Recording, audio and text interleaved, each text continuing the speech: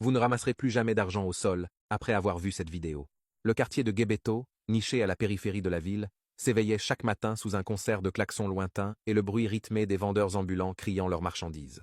C'était un endroit où les maisons en parpaing côtoyaient encore quelques concessions en banco, où chaque visage racontait une histoire mêlant tradition et modernité. Parmi ces visages, celui de Chiamaka brillait d'un éclat particulier. À 20 ans, elle était la fierté de sa famille et l'exemple cité par les voisins de la rue. Chiamaka n'était pas seulement belle. Elle possédait cette intelligence vive qui lui permettait de briller à l'université du centre-ville. Ses professeurs voyaient en elle une future cadre, être une femme qui changerait le destin de sa communauté. Chaque après-midi, après ses cours, elle entamait son long trajet pour rentrer au quartier. Elle n'avait pas les moyens de prendre le taxi à chaque fois, alors elle marchait une bonne partie du chemin, son sac à dos sur les épaules, traversant les artères encombrées avant de s'enfoncer dans les ruelles secondaires qui menaient chez elle. Elle aimait ce moment de demi-solitude, entre le vacarme de la ville et la chaleur familière du quartier. C'était le moment où elle révisait ses cours dans sa tête, ou rêvait de l'avenir qu'elle construirait pour ses parents. Mais ce jour-là, l'air semblait plus lourd, la rumeur de la ville plus étouffée qu'à l'ordinaire. À mi-chemin, là où la grande rue goudronnée cédait la place à une ruelle de latérite rouge, se dressait un vieux fromager aux racines tentaculaires. Son tronc débordait sur le bas-côté, soulevant le sol par endroits. Les anciens du quartier racontaient que cet arbre était là bien avant les maisons, bien avant le bitume, qu'il était un gardien. Certains disaient autre chose, à voix basse, qu'il servait de passage entre le monde des vivants et celui qu'on ne nomme pas. Chiamaka, bien qu'étudiante en droit, n'était pas tout à fait insensible à ces murmures. Pourtant, elle ne s'attendait pas à ce que sa vie bascule ici, dans cette ruelle ordinaire qui sentait la poussière rouge et les ordures de la saison sèche. Alors qu'elle approchait de l'ombre massive du fromager, un reflet inhabituel attira son regard. Là, coincé entre une racine et une pierre, reposait un billet de 5000 francs CFA, d'un vert éclatant, propre comme s'il venait d'être imprimé. Chiamaka s'arrêta net, son cœur rata un battement. Pour une étudiante qui comptait chaque centime pour le bus et les photocopies de cours, une telle somme représentait une petite fortune. Elle se pencha, lentement. En effleurant le papier du bout des doigts, elle ressentit une sensation indescriptible. Ce n'était pas la chaleur du sol de latérite écrasé par le soleil, mais un froid glacial, une sorte de décharge qui lui remonta le long du bras jusqu'à la nuque. Elle retira sa main une fraction de seconde, hésitante. Son instinct lui soufflait de passer son chemin, mais la nécessité fut plus forte. Elle pensa à sa mère, dont l'épargne était usée jusqu'à la trame, à ses petits frères qui manquaient de cahiers depuis la rentrée.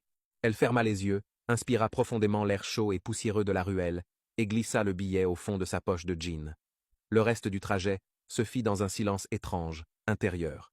Chiamaka n'entendait plus les télévisions allumées derrière les murs des concessions, ni les enfants qui jouaient au bord de la route. Le billet dans sa poche semblait peser des tonnes, tirant sur le tissu. Elle se surprit à regarder par-dessus son épaule à plusieurs reprises, convaincue qu'une silhouette la suivait dans la ruelle. Mais il n'y avait personne. En arrivant chez elle, elle fut accueillie par l'odeur du feu de charbon et le rire de ses frères devant la télévision. D'ordinaire, elle se serait jointe à eux. Ce soir-là, elle resta en retrait.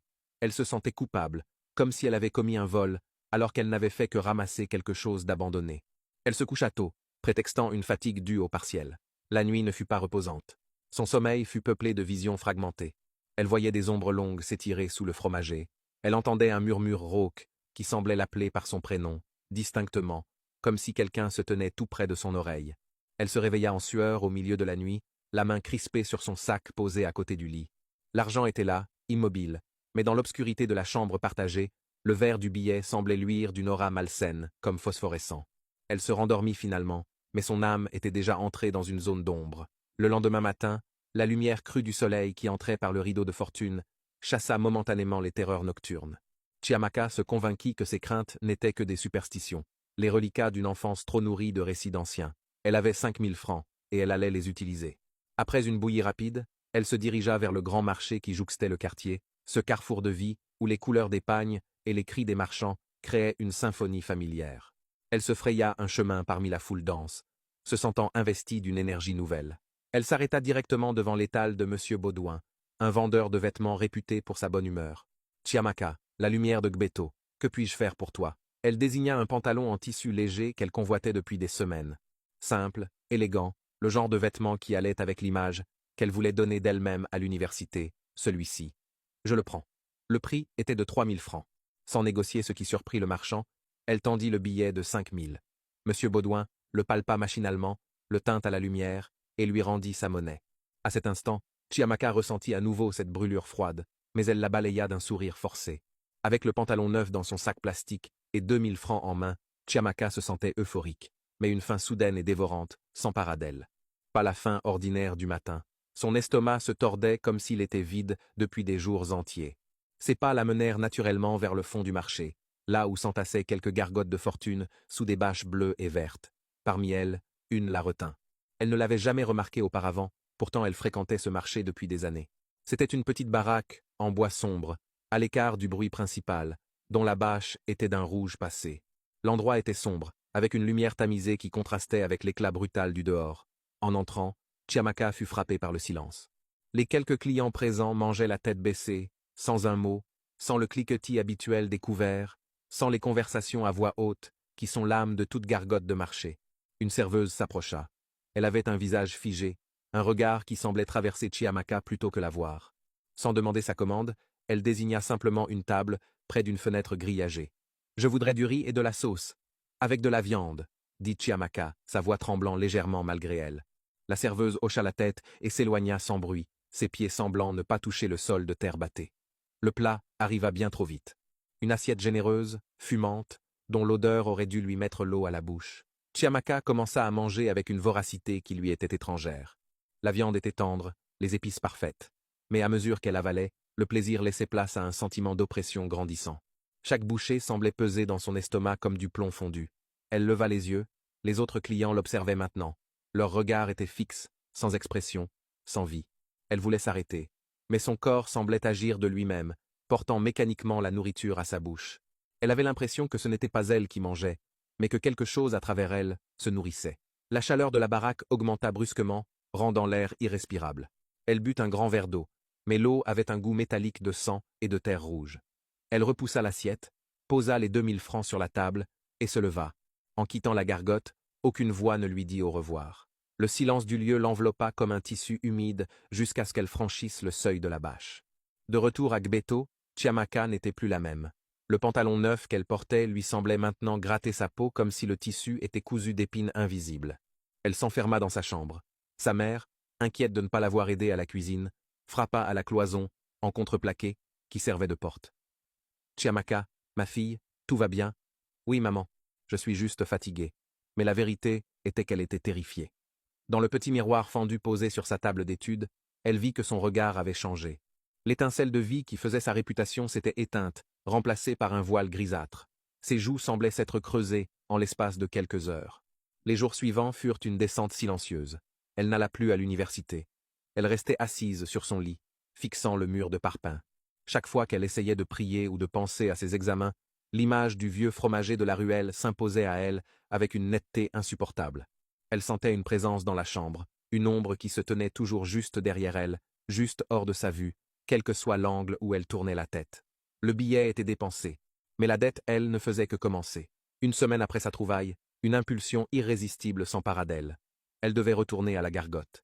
Malgré sa faiblesse, malgré la peur qui lui nouait les entrailles, ses jambes la portèrent vers le marché comme si quelque chose tirait sur un fil invisible planté dans sa poitrine. Le quartier lui semblait maintenant étranger. Les voisins qu'elle saluait chaque matin lui paraissaient lointains, comme des images derrière une vitre. Elle arriva au marché au crépuscule, à l'heure où les derniers marchands pliaient leurs bâches. La gargote rouge était là, mais elle paraissait différente. Plus petite, plus sombre. Comme si des mois d'abandon avaient pesé sur elle en l'espace d'une semaine. La bâche était déchirée, le bois noirci. Pourtant, la même serveuse l'attendait à l'entrée. « Tu es revenu, dit-elle. » C'était la première fois que Chiamaka l'entendait prononcer une phrase entière. Sa voix sonnait comme le froissement de feuilles mortes sur du bitume chaud. Chiamaka s'assit à la même table. Elle n'avait pas d'argent. Cela ne parut pas avoir d'importance. La serveuse posa devant elle le même plat. « Mange », ordonna-t-elle. Chiamaka obéit. Mais cette fois, la nourriture n'avait plus d'apparence humaine. Le riz ressemblait à des larves blanches, la sauce à de l'encre noire qui ne fumait pas. Des larmes coulaient sur les joues de Chiamaka, mais sa main portait encore et encore la cuillère à sa bouche. Elle comprenait enfin, avec la clarté glacée de ceux qui comprennent trop tard. Elle n'avait pas trouvé l'argent. L'argent l'avait trouvé, elle. Cette nuit-là, un orage sec éclata au-dessus de Gbéto. Pas une goutte de pluie, mais des éclairs qui déchiraient le ciel de la ville d'une lueur bleutée et sinistre, illuminant les toits en tôle ondulée comme en plein jour. Dans la maison de Chiamaka, Ses parents furent réveillés par un cri qui ne ressemblait à rien d'humain. Un hurlement de désespoir qui semblait venir du fond de quelque chose de très ancien, de très profond. Ils se précipitèrent vers la chambre de leur fille. La cloison en contreplaqué était bloquée par une force invisible. Son père poussa de toutes ses forces, invoquant à voix haute la protection de ses ancêtres. Quand la cloison céda dans un fracas de bois fendu, la chambre était vide. La fenêtre métallique était grande ouverte sur la nuit. Un vent froid et humide entrait, portant avec lui les odeurs de terre rouge et de quelque chose d'autre, d'indéfinissable. Sur le lit, le pantalon que Chiamaka avait acheté était posé, plié avec soin, comme si quelqu'un avait pris le temps de le ranger. Sa mère s'en saisit, avec un cri qui mourut dans sa gorge. Le tissu tomba en poussière fine sous ses doigts, comme s'il avait vieilli d'un siècle en un instant. Il ne restait rien d'autre. Pas une chaussure, pas un cahier, pas un stylo. Chiamaka s'était évaporée dans la nuit de Gbeto, emportée par l'ombre qu'elle avait imprudemment glissée dans sa poche de jean. Le lendemain, le quartier se mobilisa. On remua ciel et terre, on alerta la police du commissariat voisin, on fouilla les ruelles, les terrains vagues, les derrières de murs. En vain. Aujourd'hui encore, dans le quartier de Gbeto, on raconte l'histoire de Chiamaka aux jeunes filles qui s'apprêtent à prendre le bus chaque matin pour rejoindre l'université. On leur apprend que la vraie richesse est celle que l'on construit par le travail et la sueur, et non celle que l'on ramasse au détour d'une ruelle sombre. Car sous l'éclat d'un billet propre sur le sol, se cachent parfois des chaînes que rien, ni les prières ni les larmes, ne peut briser. L'argent trouvé est souvent le prix d'une âme perdue. Prenez soin de vous, et méfiez-vous de ce qui brille trop facilement.